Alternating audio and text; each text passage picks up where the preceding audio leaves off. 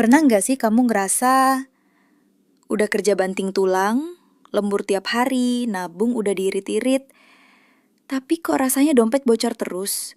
Kayak ada aja pengeluarannya. Sementara kamu lihat orang lain hidupnya santai, tapi kok rezekinya ngalir terus kayak air terjun. Gimana kalau aku bilang, masalahnya mungkin bukan di seberapa keras kamu bekerja, bukan juga salah dompetnya, tapi ada di sini. Ini bukan soal klinik atau pesugihan ya, tapi ini soal software di kepala kita. Hari ini, aku mau bocorin 3 pola pikir yang jadi magnet uang. 3 update software yang kalau kamu install di pikiranmu, bukan kamu lagi yang ngejar-ngejar duit, tapi duit yang bakal antri buat datang ke kamu. Siap? Oke, yang pertama. Ini bedanya pola pikir kelangkaan dan pola pikir kelimpahan. Gini deh gampangnya. Orang dengan mindset kelangkaan, ngeliat uang itu kayak pasir di genggaman. Makin erat dipegang, karena takut hilang, malah makin banyak yang jatuh. Mereka selalu cemas. Nanti kalau habis gimana? Aduh sayang dikeluarin. Kesempatan ini terlalu beresiko. Hidupnya penuh ketakutan. Sekarang, bayangin orang dengan mindset kelimpahan. Mereka percaya rezeki itu kayak sungai yang ngalir. Kalau kita kasih manfaat ke orang, kalau kita berani ambil risiko yang terukur, aliran itu bakal datang lagi, bahkan lebih deras. Mereka nggak takut ngeluarin uang untuk belajar hal baru, karena mereka tahu itu investasi, biar sungai mereka makin lebar. Jadi, kamu tim genggam pasir atau tim aliran sungai? Pola pikir kedua. Ini soal jadi investor atau jadi konsumen. Eits, jangan bayangin investor itu yang main saham pakai jas mahal ya. Ini lebih simpel. Si konsumen, tiap kali dapat gaji, otaknya langsung mikir, enaknya buat beli apa ya? HP baru udah rilis nih. Baju lagi diskon gede. Nongkrong di cafe hits itu kayaknya seru.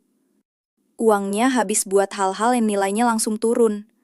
Senengnya cuma sesaat, tapi pusingnya sepanjang bulan. Nah, kalau si investor, tiap dapat gaji, pertanyaannya beda. Uang ini bisa dijadiin apa lagi ya biar nambah? Mungkin dia nggak langsung beli HP baru, tapi dia pakai uangnya buat ikut kursus digital marketing. Mungkin dia nggak nongkrong tiap minggu, tapi dia sisihkan buat mulai bisnis kecil-kecilan. Dia menukar kesenangan jangka pendek untuk kebebasan jangka panjang. Uangnya disuruh kerja buat dia. Keren kan? Dan yang terakhir, ini pola pikir yang menurutku paling bahaya kalau kita pelihara, yaitu fixed mindset atau mental gini-gini aja. Ini adalah jebakan merasa sudah cukup. Cukup ilmunya, cukup pengalamannya, cukup belajarnya. Orang dengan mental ini berhenti belajar. Mereka anti sama perubahan, takut sama hal baru. Padahal, dunia lari kencang banget. Apa yang relevan hari ini, besok bisa jadi usang. Sementara orang sukses, mereka punya growth mindset. Mereka haus ilmu baru, haus tantangan, haus pengalaman. Gagal bukan akhir dunia, tapi bahan bakar buat belajar. Buat mereka, hidup itu bukan tentang sampai di tujuan, tapi tentang bertumbuh sepanjang perjalanan. Pikiran yang terus bertumbuh akan menghasilkan dompet yang ikut bertumbuh juga. Lihat kan? 3 pola pikir ini saling nyambung. Saat kamu percaya rezeki itu melimpah, kamu jadi berani berinvestasi pada diri sendiri. Dan saat kamu terus bertumbuh, aliran sungai rezekimu jadi makin deras. Perubahan ini nggak terjadi dalam semalam. Nggak perlu langsung drastis. Coba mulai dari hal kecil malam ini sebelum tidur. Coba tanya ke diri sendiri, hari ini, aku lebih banyak bersikap sebagai si kelangkaan atau si kelimpahan? Aku lebih banyak diri konsumen atau investor? Dan apa satu hal baru yang bisa aku pelajari besok?